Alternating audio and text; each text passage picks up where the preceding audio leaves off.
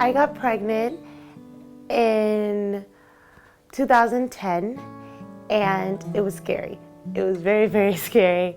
I actually ended up moving in with my boyfriend at the time, was my husband, and he ended up losing his housing. He ended up getting evicted, and I'm like, I need to find somewhere to be.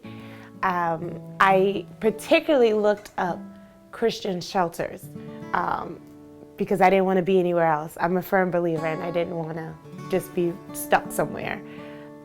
This was the only place that popped up on Google, and I was like, oh, please let them have a bed. I called that night, like it had to be after 6, where staff probably shouldn't have answered the phone because they were probably getting ready to leave.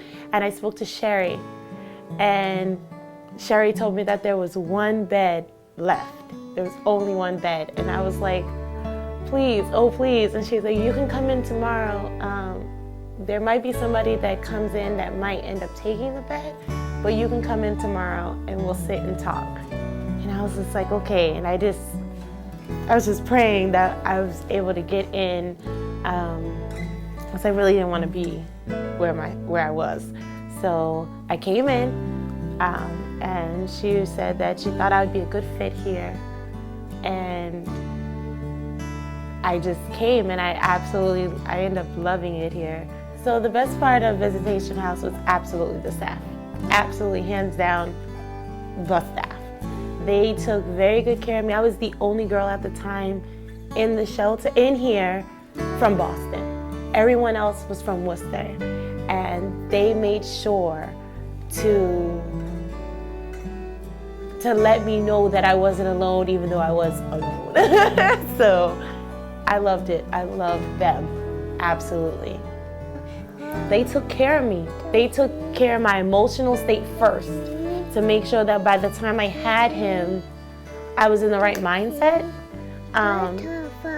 And even after I had him, I completely mentally shut down. And I remember a couple of the staff, they stayed with me literally in my room for about 2 weeks after I had him, taking care of him, making sure I don't get postpartum or anything like that. They help with laundry, they help feed him, everything. And even when we got into our new apartment, they gave us so much stuff, and I was like, who does that? Who does that? And Eve always emails me, she always calls me, Sherry did too. How's the new place? You guys need anything? Even now, she emails, how's the family? I sent her pictures. The relationship is still on, even though I left. And that's what I love the most. I would tell somebody in my situation that there's hope. I really came in here defeated. I'm just gonna tell the truth. I was really defeated. I'm like, my sister was the only one I knew out here. Now I have to go into a shelter. I was scared. I was pregnant with him. I was just like, I'm just done. I don't know. And to come to a place like this and have the best experience is probably rare. I absolutely love the donors. I love the volunteers that came and helped us, even the teachers that came during life skills. I love that.